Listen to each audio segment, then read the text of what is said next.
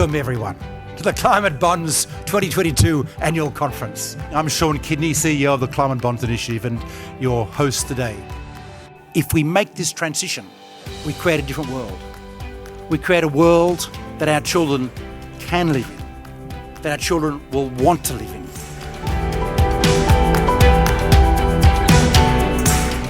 You can either be simple but wrong or complex but right. And I think what we have is something that is complex, but it is right. And so we need to quite kind of hang on to that as the opportunity for taxonomies to provide that kind of global and transparent set of definitions. The reason why we partnered with the Climate Bond Initiative was to begin a program that promotes issuance of green bond and climate bonds across the continent. Policymakers need to step up to the plate, stop fiddling around with all of their feeble attempts and revanchism to do fracking in the UK or whatever, and just put into place proper policies to build out solar and wind. I mean, can you imagine it still takes 10 years?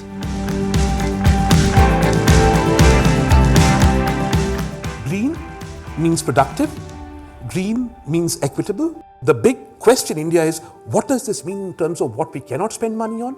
And can we come up with a timetable saying every 6 months the money you spent justified in terms of its green outcome? The financial sector can help unleash the capital and put companies on the path to net zero. But strong government policy and technological advance are critical to driving change at scale. And one of the things we heard consistently from the market back then, which was 2018, was we want to do sustainability, but we don't know what it is. We do need an objective definition, which is where the taxonomy has come from. It focuses on where greenhouse gas emissions are greatest and need to be reduced in the economy. Being on a stage like this one, you need to convince people who actually then deal with other people's money to invest, sustainably.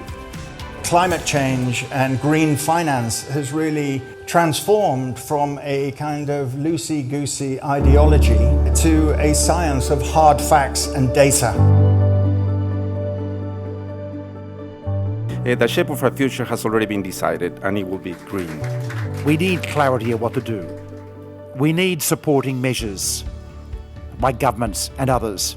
But above all, we need to create the future that we want to live in. We know that economies around the globe are already shifting to low-carbon industries and working to become climate resilient. Where we have clean, green worlds, where we don't have to suffer from air pollution, as well as address climate change, as well as cities and societies that can be productive and wealthy for all. This is not an impossible dream. This is merely a leap of imagination and energy on. Well, that's your job.